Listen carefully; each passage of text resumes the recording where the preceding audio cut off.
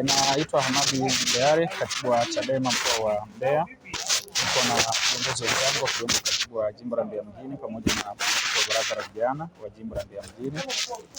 Kwa pamoja tulipokea wito wa barua ya kutoka kwa RPC ambapo alitualika kwenye kikao kwa maana ya vyama vyote. Alialika uongozi wa mkoa na uongozi wa jimbo, pia ambapo viongozi wa jimbo wamewakilishwa na viongozi wenzetu. Pamoja na mambo mengine tumekipokea kikao na tumekishiriki, ambapo tulikuwa na ajenda kubwa juu ya amani katika eneo letu, na sisi tumetoa ushauri wetu ambao tunaamini utaenda kupelekwa na utatekelezeka, yakiwemo mambo na madai ya msingi ambayo tumekuwa tukiyalalamikia mara zote.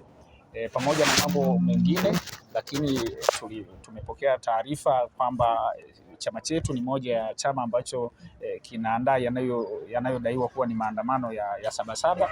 Ukweli ni kwamba sisi tumetoa maelekezo na tumetoa ufafanuzi kwamba chama chetu hakihusiki kwa namna yoyote kwa ajili ya kitu ambacho kinaitwa maandamano. Chadema turatibu hicho ambacho kinaitwa maandamano ya Sabasaba, na hivyo kama Watanzania na Wanambeya tuendelee kuwa watulivu ili kudumisha amani ya taifa letu na mkoa wetu. Majina yangu naitwa Langaeli Godson Akio, katibu wa Chama cha Mapinduzi wa mkoa wa Mbeya.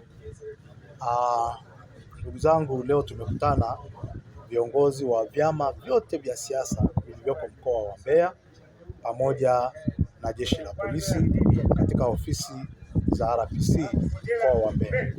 Ajenda yetu ilikuwa ni moja tu, namna ya kutengeneza umoja na mshikamano katika kuwaongoza watu wetu, na hasa kutoa kauli kuhusiana na maneno yaliyokuwepo mtaani kwamba kesho tarehe 7 mwezi wa 7 kuna maandamano yameandaliwa. Tumezungumza viongozi wa vyama na kila chama kimezungumza, na wote hakuna chama kilichokiri kwamba kimeandaa maandamano hayo. Lakini pamoja na hayo tumekubaliana kwamba kesho hakuna maandamano yoyote. Tunahimiza wanachama wetu na wananchi wetu waendelee na shughuli zao za kawaida, waende kwenye kazi zao, wafanyabiashara waende kwenye biashara, wakulima waende mashambani, na kila mtu aende akafanye jambo lake au shughuli yake inayomuingizia kipato, na watu wawe huru hata kuwepo jambo hilo. Tumekubaliana hivyo, na tunaomba kuondoa taharuki iliyokuwepo kwamba kuna maandamano, watu wapata taharuki na mshtuko kwa Mbeya. Tumekubaliana katika mkoa wa Mbeya kipindi hiki tutaonyesha historia ya mshikamano na umoja wetu, na kwamba hakutakuwa na jambo lolote linaloleta taharuki kwa wananchi wetu. Lakini leo kwa umoja wetu tuliokaa kwamba hakuna chama chochote ambacho kimeunda au kufikiria kufanya maandamano. Kwa kweli ni kwa umoja wetu, na ndio maana kila mmoja ametoa kauli yake mbele ya vyombo vya habari. Tunaomba tu kwamba kesho wananchi wetu tunaomba tufanye kazi kwa mujibu wa taratibu na sheria zilizowekwa. Nafikiri kwamba wakina mama ntilie tuendelee kupika, vijana kufanya biashara, maduka tufungue, baa zote zifungue ziwe wazi.